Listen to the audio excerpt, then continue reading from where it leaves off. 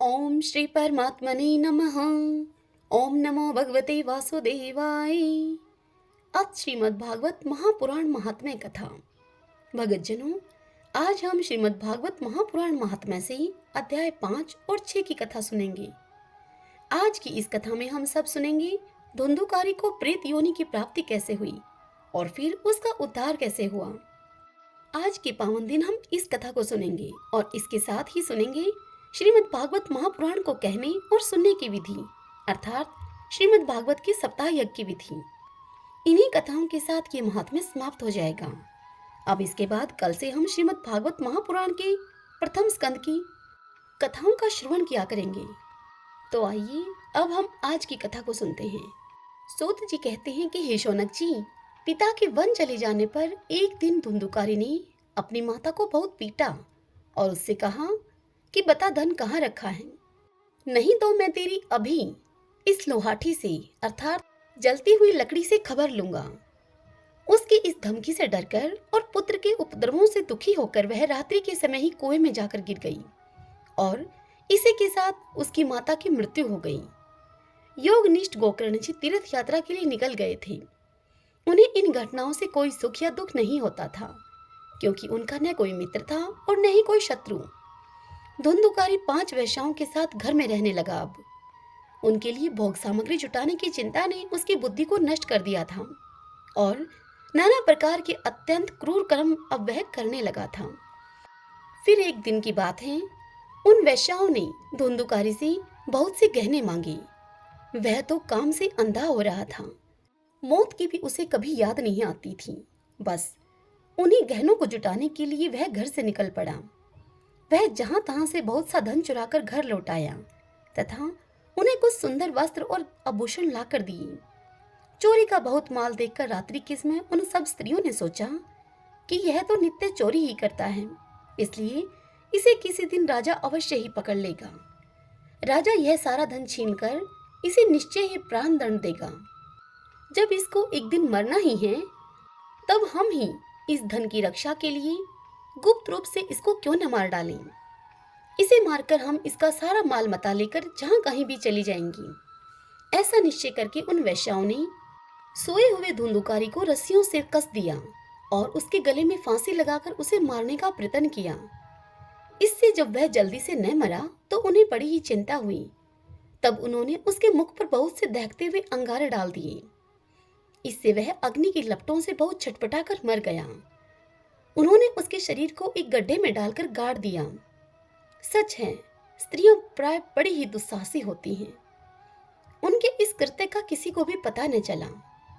लोगों के पूछने पर वह सब कह देती थी कि हमारे प्रीतम पैसे के लोभ से अब की बार कहीं दूर देश चले गए हैं, इसी वर्ष के अंदर वह लौट आएंगे। बुद्धिमान पुरुष को दुष्टा स्त्रियों का कभी भी विश्वास नहीं करना चाहिए। जो मूर्ख उनका विश्वास करता है उसे दुख ही उठाना पड़ता है। ऐसी स्त्रियों की वाणी तो अमृत के समान कामियों के हृदय में रस का संचार करती है, किंतु हृदय छुरे के धार के समान तीक्ष्ण होता है इनका। भला इन स्त्रियों को कौन प्यारा हो सकता है। तत्पश्चात वे सभी कुलटाएं धुंधुकारी की सारी संपत्ति समेटकर वहां से चंपत हो गई। उनके ऐसे न जाने कितने ही पति थे और धुंधुकारी अपने कुकर्मों के कारण भयंकर प्रेत हुआ। अब वह बवंडर के रूप में सर्वदा दशों दिशाओं में भटकता रहता था तथा शीत घाम से संतप्त और भूख प्यास से व्याकुल होने के कारण हा देव इस प्रकार वह चिल्लाता रहता था, परंतु उसे कहीं भी कोई आश्रय न मिला। कुछ काल बीतने पर गोकर्ण ने भी अन्य लोगों के मुख से धुंधुकारी की मृत्यु का समाचार सुना। तब गोकर्ण ने उसे अनाथ समझकर उसका गया जी में श्राद्ध किया और जहां भी कहीं वे जाते थे वहां उसका श्राद्ध अवश्य ही किया करते थे। इस प्रकार घूमते घूमते गोकर्ण जी अपने नगर में आए और रात्रि के समय दूसरों की दृष्टि से बचकर सीधे वह अपने घर के आंगन में सोने के लिए पहुंच गए। वहां अपने भाई को सोया हुआ देखकर आधी रात के समय धुंधुकारी ने अपना बड़ा विकट रूप दिखाया। कभी वह भेड़ा तो कभी हाथी तो कभी भैंसा तो कभी इंद्र और कभी अग्नि का रूप धारण कर लेता। अंत में वह मनुष्य के आकार में प्रकट हुआ। ये विपरीत अवस्थाएं देखकर गोकर्ण ने निश्चय किया कि यह कोई दुर्गति को प्राप्त हुआ जीव है। तब उन्होंने उससे धैर्यपूर्वक पूछा। गोकर्ण जी ने उससे कहा कि तू कौन है? रात्रि के समय ऐसा भयानक रूप क्यों दिखा रहा है मुझे? तेरी यह दशा कैसे हुई? हमें बता तो सही, तू प्रेत है या पिशाच है अथवा कोई राक्षस है? सूत जी कहते हैं कि हे शौनक जी, गोकर्ण के इस प्रकार पूछने पर वह बार बार जोर जोर से रोने लगा। उसमें बोलने की शक्ति नहीं थी, इसलिए उसने केवल संकेत मात्र किया। तब गोकर्ण जी ने अंजलि में जल लेकर उसे अभिमंत्रित करके वह जल उस पर छिड़का। इससे उसके पापों का कुछ शमन हुआ और वह इस प्रकार से गोकर्ण जी से कहने लगा। वह प्रेत बोला कि मैं तुम्हारा भाई हूँ, मेरा नाम धुंधुकारी है। मैंने अपने ही दोष से अपना ब्राह्मणता नष्ट कर दिया है। मेरे कुकर्मों की गिनती नहीं की जा सकती। मैं तो महान अज्ञान में चक्कर काट रहा था, इसी से मैंने लोगों की बड़ी हिंसा की। अंत में कुलटा स्त्रियों ने मुझे तड़पा तड़पा कर मार डाला। इसी से अब मैं प्रेतयोनि में पड़कर यह दुर्दशा भोग रहा हूँ। अब दैववश कर्म फल का उदय होने से मैं केवल वायु भक्षण करके ही जी रहा हूँ। भाई, तुम दया के समुद्र हो, अब किसी प्रकार जल्द से मुझे इस योनि से तुम छुड़वाओ। गोकर्ण ने धुंधुकारी की सारी बातें सुनी। थोड़ी देर के बाद वह उससे बोले। गोकर्ण जी ने कहा कि भाई, मुझे इस बात का बड़ा आश्चर्य है।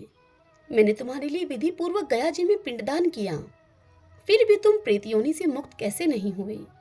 यदि गया श्राद्ध से भी तुम्हारी मुक्ति नहीं हुई, तब इसका और कोई उपाय ही नहीं है। अच्छा, तुम सब बात खोलकर मुझसे कहो, मुझे अब क्या करना चाहिए? गोकर्ण जी के इस प्रकार पूछने पर उस प्रेत ने उनसे कहा कि मेरी मुक्ति सैकड़ों गया श्राद्ध करने से भी नहीं हो सकती।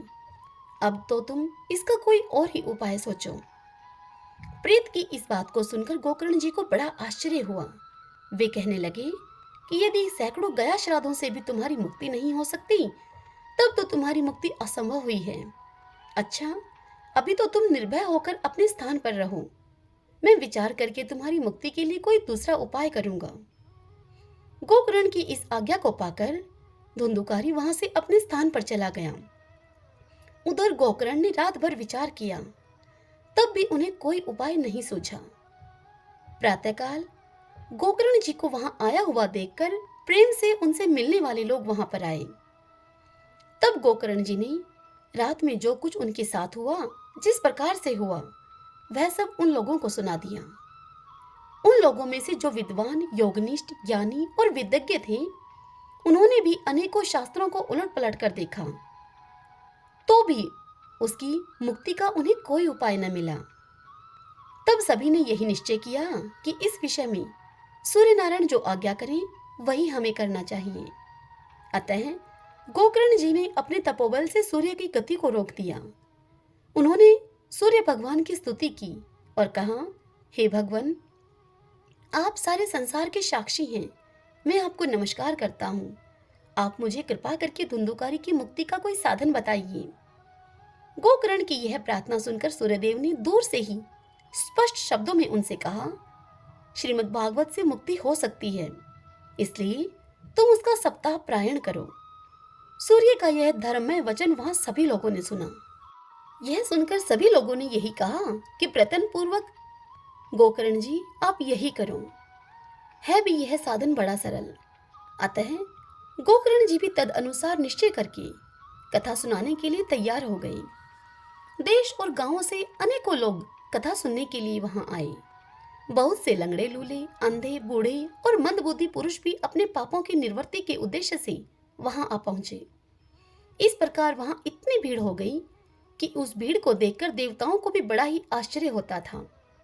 जब गोकर्ण जी व्यास गद्दी पर बैठकर कथा कहने लगे, तब वह प्रेत भी वहां पर आ पहुंचा और इधर उधर बैठने के लिए वह स्थान ढूंढने लगा। इतने में ही उसकी दृष्टि एक सीधे रखे हुए 7 गांठ के बांस पर पड़ी। उसी के नीचे के छिद्र में घुसकर वह कथा सुनने के लिए बैठ गया। वायु रूप होने के कारण वह बाहर कहीं बैठ नहीं सकता था, इसलिए वह धुंधुकारी बांस में घुस गया। गोकर्ण जी ने एक वैष्णव ब्राह्मण को मुख्य श्रोता बनाया और प्रथम स्कंद से ही स्पष्ट अक्षर में कथा सुनानी आरंभ कर दी।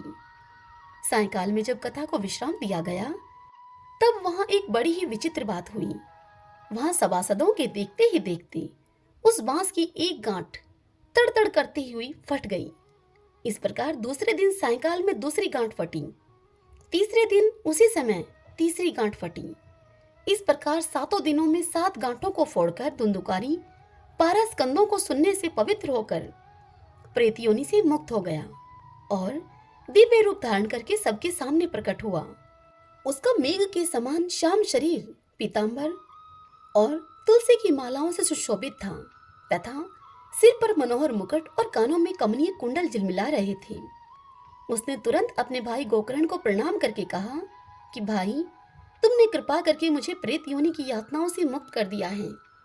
यह प्रेत पीड़ा का नाश करने वाली श्रीमद् भागवत की कथा धन्य है तथा श्री कृष्णचंद्र के धाम की प्राप्ति कराने वाला इसका सप्ताह पारायण भी धन्य है।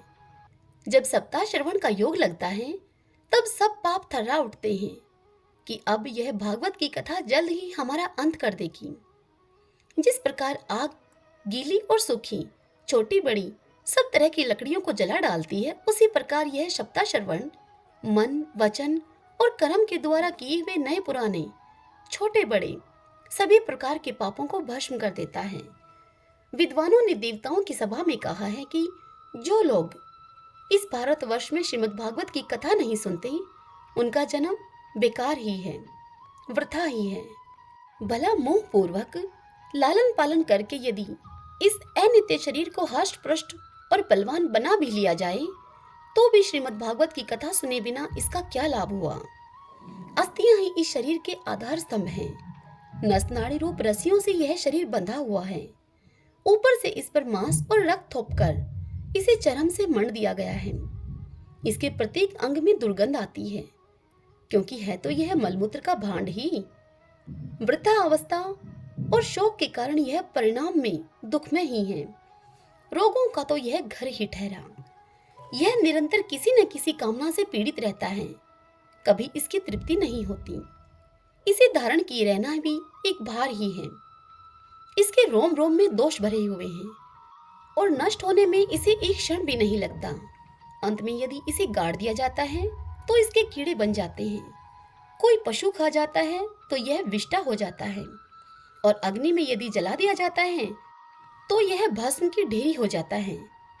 ये 3 ही इसकी गतियां बताई गई हैं। ऐसे अस्थिर शरीर से मनुष्य अविनाशी फल देने वाला काम क्यों नहीं बना लेता।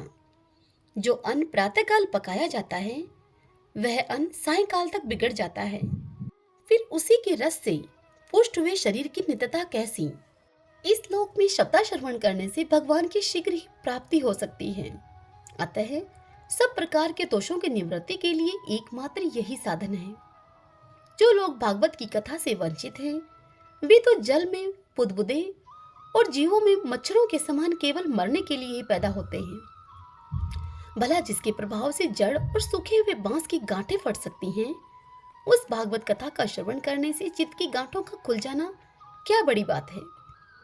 सप्ताह श्रवण करने से मनुष्य की हृदय की गांठें खुल जाती हैं, उसके समस्त संशय छिन्न भिन्न हो जाते हैं और सारे कर्म क्षीण हो जाते हैं।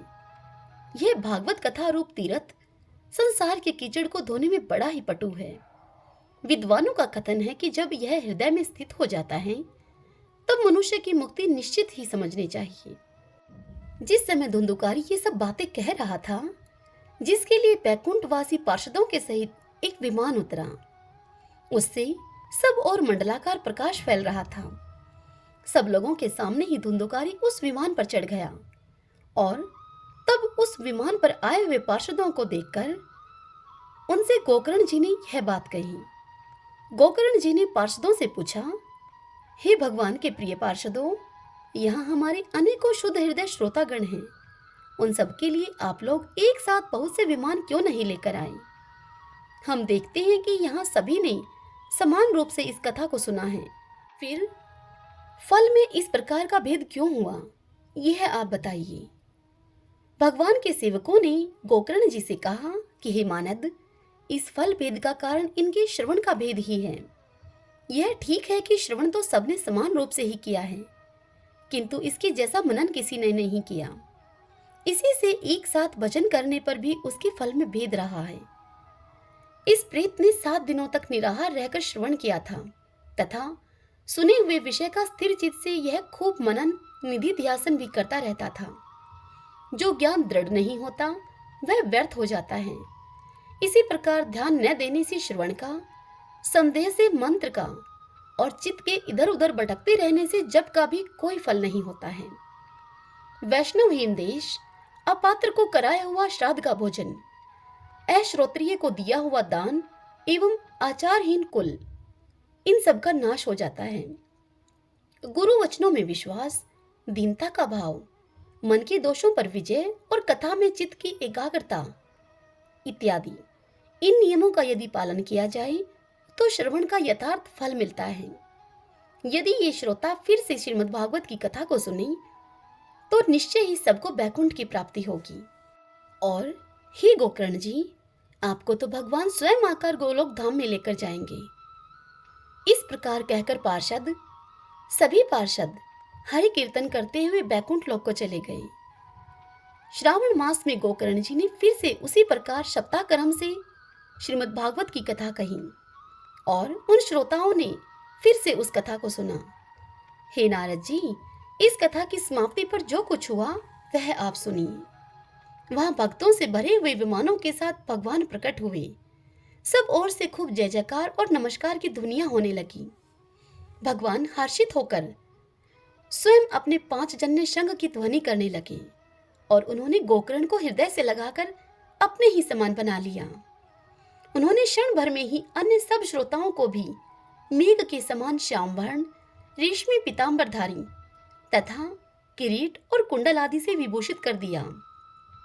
उस गांव में कुत्ते और चांडाल पर्यंत जितने भी जीव थे वे सभी गोकर्ण जी की कृपा से विमानों पर चढ़ा लिए गए तथा जहां योगी जन जाते हैं उस भगवत धाम में वे भेज दिए गए। इस प्रकार भक्त वत्सल भगवान श्री कृष्ण कथा श्रवण से प्रसन्न होकर गोकर्ण जी को साथ में लेकर अपने ग्वाल बालों के प्रिय गोलोक धाम में चले गए।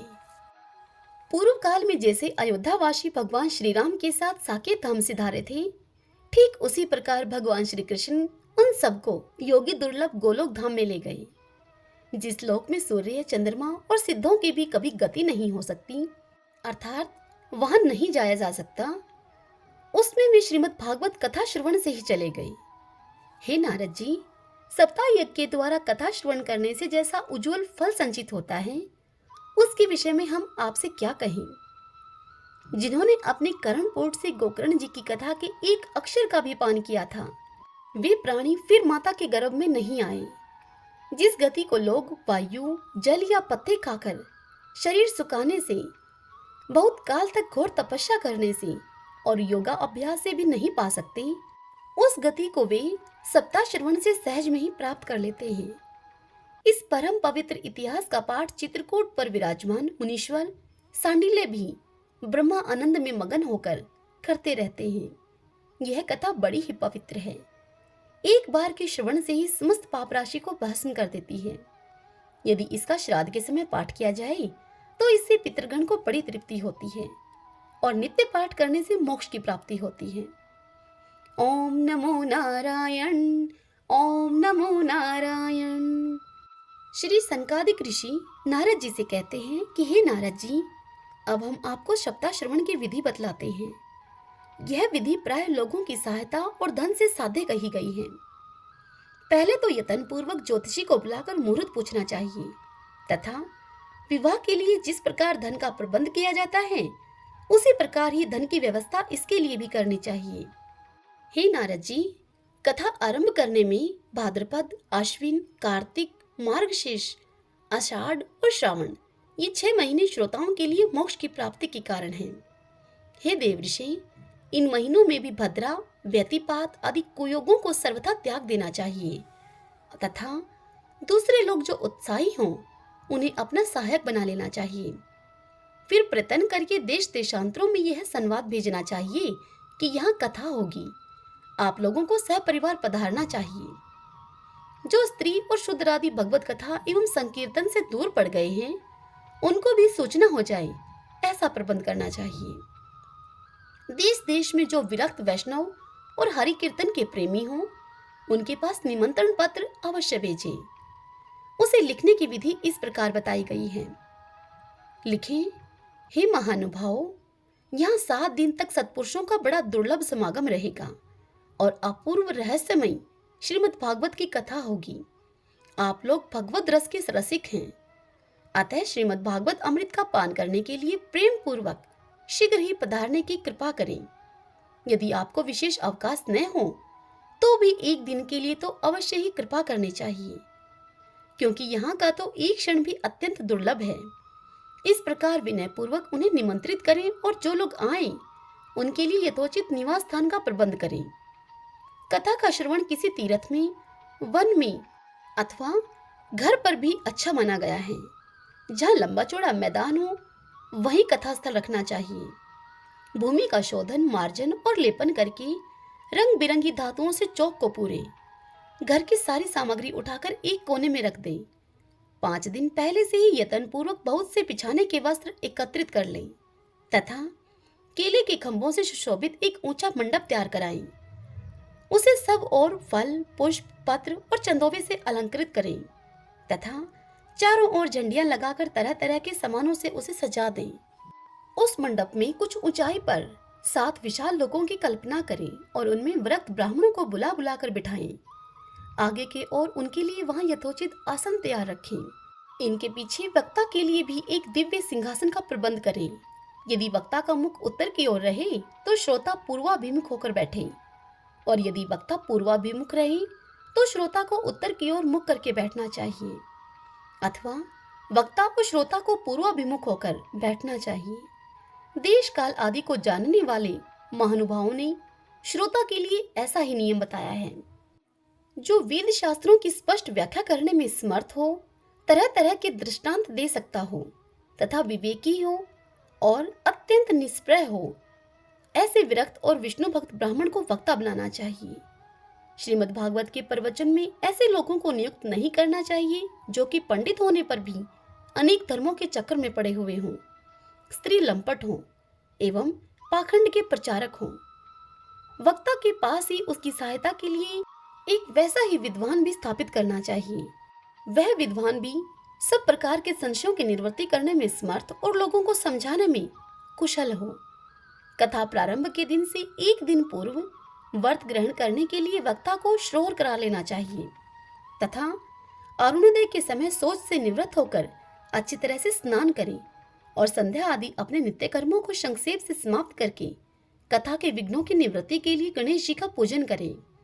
तदंतर पितृगण का तर्पण करके पूर्व पापों की शुद्धि के लिए प्रायश्चित करें और एक मंडल बनाकर उसमें श्रीहरि को स्थापित करें। फिर भगवान श्री कृष्ण को लक्ष्य करके मंत्रों उच्चारण पूर्वक कर्मशः षोडशो उपचार विधि से पूजन करें और उसके पश्चात प्रदक्षिणा और नमस्कार आदि करके इस प्रकार स्तुति करें और कहे, हे करुणा निधान, मैं संसार सागर में डूबा हुआ और बड़ा दीन हूँ। कर्मों के मोह रूपी ग्रह ने मुझे पकड़ रखा है। आप इस संसार सागर से मेरा उद्धार कीजिए।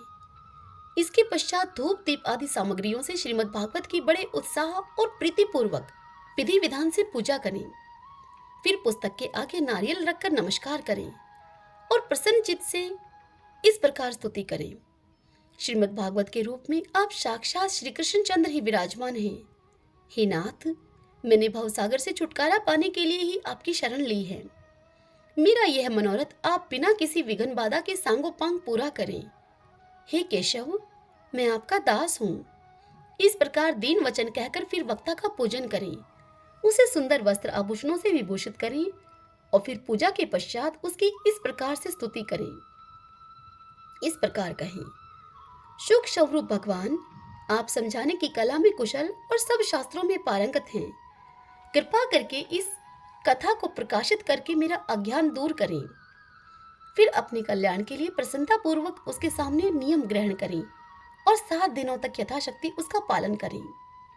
कथा में विघ्न न हो, इसके लिए 5 ब्राह्मणों को और वर्ण कर लें। वे 12 अक्षर मंत्र के द्वारा भगवान के नामों का जप करें।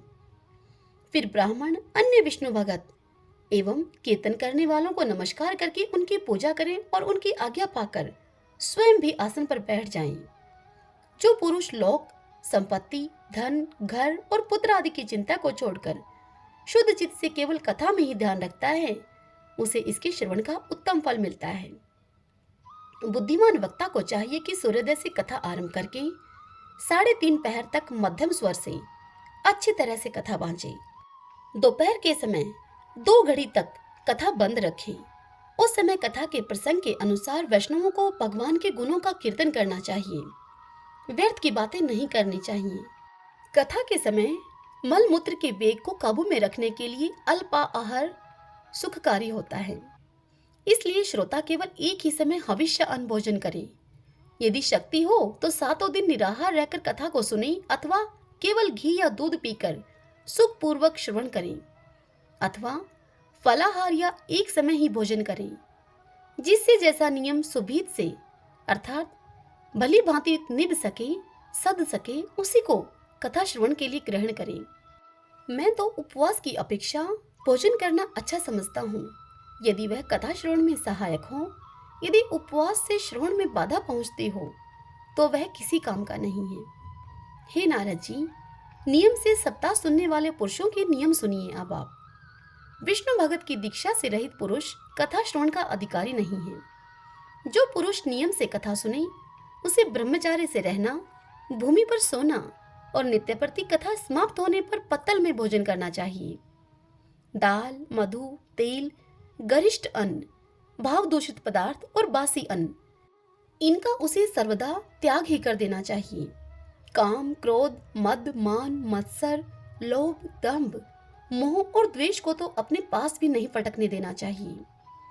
वह वेद, वैष्णव, ब्राह्मण, गुरु, गौ सेवक तथा स्त्री, राजा और महापुरुषों की निंदा से भी बचे। नियम से कथा सुनने वाले पुरुषों को रजस्वला स्त्री, अंत्यज, मलेच्छ, पतित, गायत्रीहीन द्विज, ब्राह्मणों से द्वेष करने वाले तथा वेदों को न मानने वाले पुरुषों से बात नहीं करनी चाहिए। सर्वदा सत्य, सोच, दया, मौन, सरलता, विनय और उदारता का बर्ताव करना चाहिए। धनहीन, क्षयरोगी, किसी अन्य रोग से पीड़ित, भाग्यहीन, पापी, पुत्रहीन और मुमुक्षु मनुष्य भी यह कथा श्रवण करे। जिस स्त्री का रजोदर्शन रुक गया हो, जिसके एक ही संतान होकर रह गई हो, जो बांझ हो, जिसकी संतान होकर मर जाती हो अथवा जिसका गर्भ गिर जाता हो, वह यत्न पूर्वक इस कथा को सुने। ये सब यदि विधि पूर्वक इस कथा को सुने तो इन्हें अक्षय फल की प्राप्ति हो सकती है। यह अत्युत्तम दिव्य कथा करोड़ों यज्ञों का फल देने वाली है। इस प्रकार इस व्रत की विधियों का पालन करके फिर उद्यापन करें। जिन्हें इसके विशेष फल की इच्छा हो वे जन्माष्टमी व्रत के समान ही इस कथा व्रत का उद्यापन करें। किंतु जो भगवान के अकिंचन भगत हैं, उनके लिए उद्यापन का कोई आग्रह नहीं है। वे श्रवण से ही पवित्र हैं, क्योंकि वे तो निष्काम भगवत भगत हैं। इस प्रकार जब सप्ताह यज्ञ समाप्त हो जाए, तब श्रोताओं को अत्यंत भक्तिपूर्वक पुस्तक और वक्ता की पूजा करनी चाहिए। फिर वक्ता श्रोताओं को प्रसाद, तुलसी और प्रसादी मालाएं दे तथा सब लोग मृदंग और झांझ की मनोहर ध्वनियों से सुंदर कीर्तन करें, जय जयकार, नमस्कार और शंख ध्वनि का घोष कराएं तथा ब्राह्मण और याचकों को धन और अन्न दें। श्रोता विरक्त हो तो कर्म की शांति के लिए दूसरे दिन गीता का पाठ करें। गृहस्थ हो तो हवन करें। उस हवन में दशम स्कंद का एक एक श्लोक पढ़कर विधि पूर्वक खीर, मधु, घृत, तिल और अन्न आदि सामग्रियों से आहुति दे अथवा एकाग्र चित्त से गायत्री मंत्र के द्वारा हवन करें, क्योंकि तत्वतः यह महापुराण गायत्री स्वरूप ही है। होम करने की शक्ति न हो तो उसका फल प्राप्त करने के लिए ब्राह्मणों को हवन सामग्री का दान करें तथा नाना प्रकार की त्रुटियों को दूर करने के लिए और विधि में फिर जो न्यूनता अधिकता रह गई हो उसके लिए दोषों की शांति के लिए विष्णु सहस्रनाम का पाठ करें। उससे सभी कर्म सफल हो जाते हैं, क्योंकि कोई भी कर्म इससे बढ़कर नहीं है। फिर 12 ब्राह्मणों को खीर और मधु आदि उत्तम उत्तम पदार्थ खिलाएं और व्रत की पूर्ति के लिए गौ और स्वर्ण का दान करें। यदि सामर्थ्य हो तो 3 तोले सोने का एक सिंहासन बनवाए, उस पर सुंदर अक्षरों में लिखी हुई श्रीमद् भागवत की पोथी को रखकर उसकी आवाहन के आदि विविध उपचारों से पूजा करे और फिर जितेंद्रीय आचार्य को उसका वस्त्र, आभूषण एवं गंध आदि से पूजन करके दक्षिणा के सहित यह समर्पण कर दे। इस प्रकार करने से वह बुद्धिमान दाता जन्म मरण के बंधनों से मुक्त हो जाता है। यह सप्ताह प्रायण की विधि सब पापों की निवृत्ति करने वाली है। इसका इस प्रकार ठीक ठीक पालन करने से यह मंगलमय भागवत पुराण अभिष्ट फल प्रदान करता है तथा अर्थ, धर्म, काम और मोक्ष चारों की प्राप्ति का साधन हो जाता है। इसमें कोई संदेह नहीं है। सनकादिक कहते हैं कि हे नारद जी, इस प्रकार तुम्हें यह सप्ताह श्रवण की विधि हमने पूरी पूरी सुना दी है। अब और क्या सुनना चाहते हो? इस श्रीमद् भागवत से भोग और मोक्ष दोनों ही हाथ लग जाते हैं।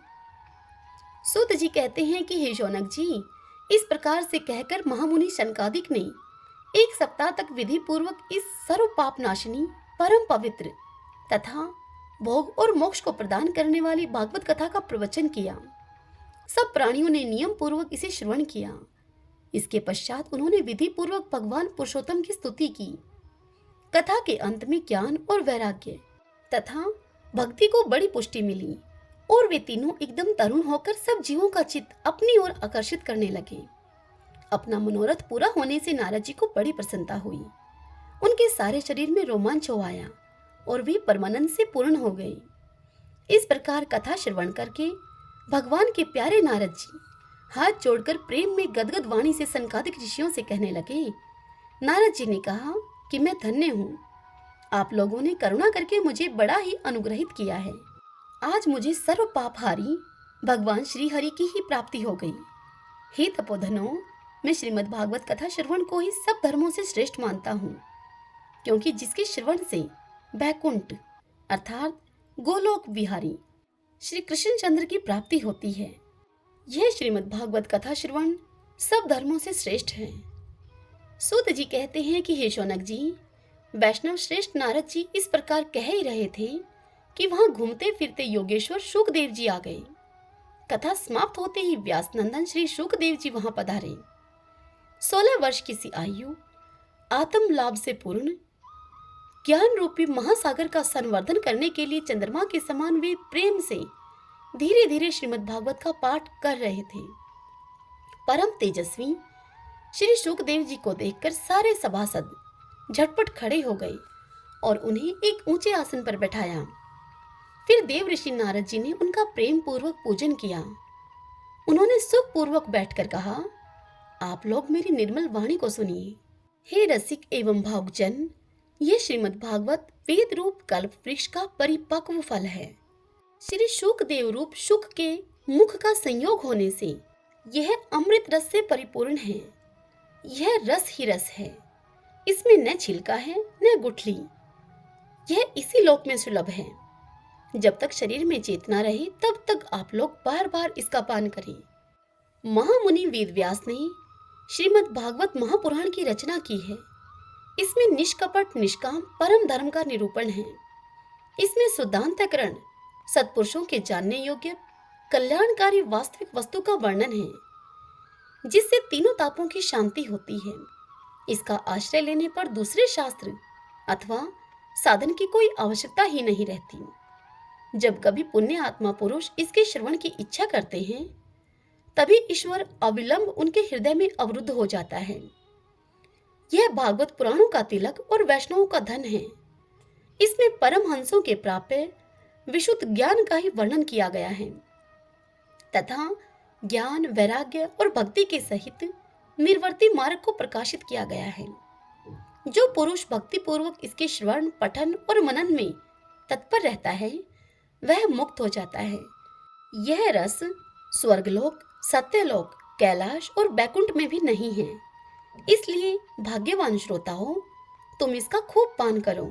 इसे कभी मत छोड़ो, कभी मत छोड़ो। श्री सूत जी कहते हैं कि हे शौनक आदि ऋषियों, श्री शुकदेव जी इस प्रकार कह ही रहे थे कि उस सभा के बीचों बीच प्रहलाद, बलि, उद्धव और अर्जुन आदि पार्षदों के सहित साक्षात श्री हरि प्रकट हो गई। तब देवऋषि नारद ने भगवान और उनके भक्तों की यथोचित पूजा की।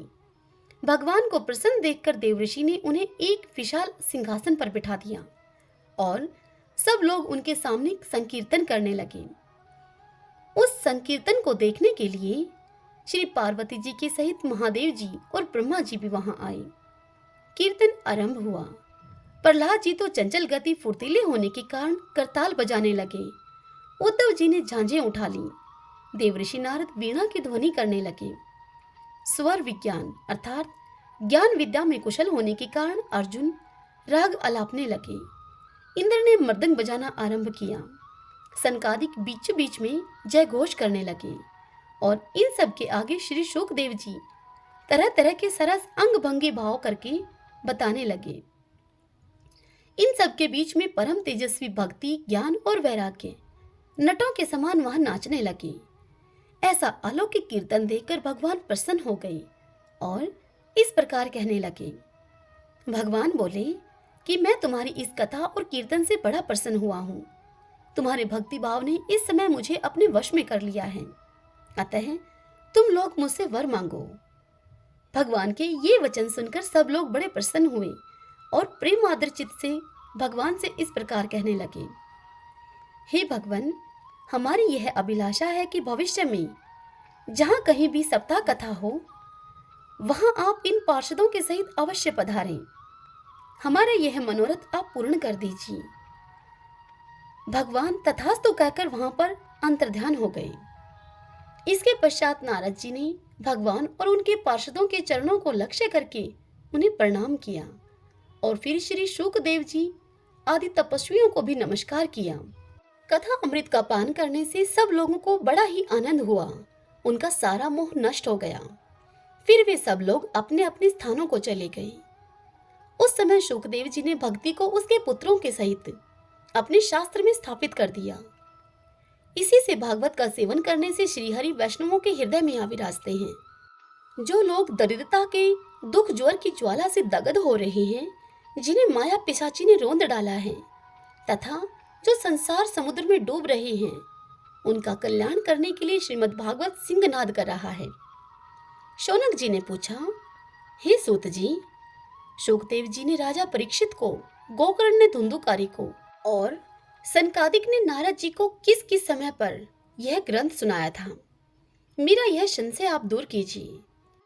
तब सूत जी ने कहा कि हे शौनक जी, भगवान श्री कृष्ण के स्वधाम गमन के पश्चात कलयुग के 30 वर्ष से कुछ अधिक बीत जाने पर भाद्रपद मास की शुक्ला नवमी को शुकदेव जी ने यह कथा आरंभ की थी।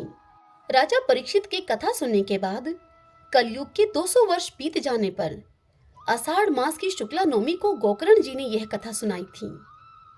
उनके पश्चात कलयुग के 30 वर्ष और निकल जाने पर कार्तिक शुक्ला नवमी से सनकादिक ने यह कथा आरंभ की थी।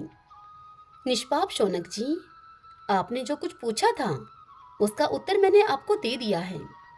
इस कलयुग में भागवत की कथा भवरोग की रामबाण औषध है। संतजनों, आप लोग आदर पूर्वक इस कथा अमृत का पान कीजिए। यह श्री कृष्ण को अत्यंत प्रिय, संपूर्ण पापों का नाश करने वाला मुक्ति का एकमात्र कारण और भक्ति को बढ़ाने वाला है।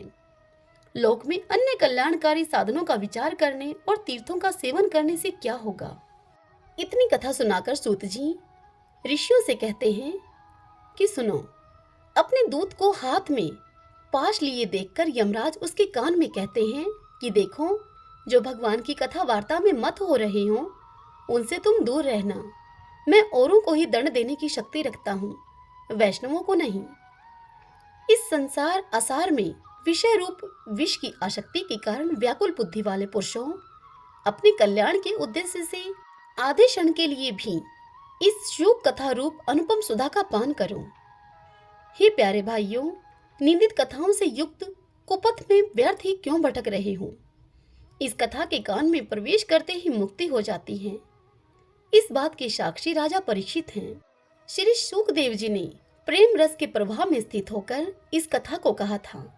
इस कथा का जिसके कंठ से संबंध हो जाता है वह बैकुंठ का स्वामी बन जाता है।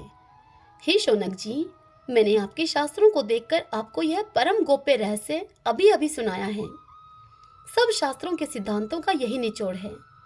संसार में इस शोक शास्त्र से अधिक पवित्र और कोई वस्तु नहीं है। अतः आप लोग परमानंद की प्राप्ति के लिए इस द्वादश स्कंद रूप रस का पान करें। जो पुरुष नियम पूर्वक इस कथा का भक्ति भाव से श्रवण करता है और जो शुद्धांतकरण भगवत भक्तों के सामने इसे सुनाता है, वे दोनों ही विधि का पूरा पूरा पालन करने के कारण इसका यथार्थ फल पाते हैं। उन मनुष्यों के लिए त्रिलोकी में कुछ भी असाध्य नहीं रह जाता।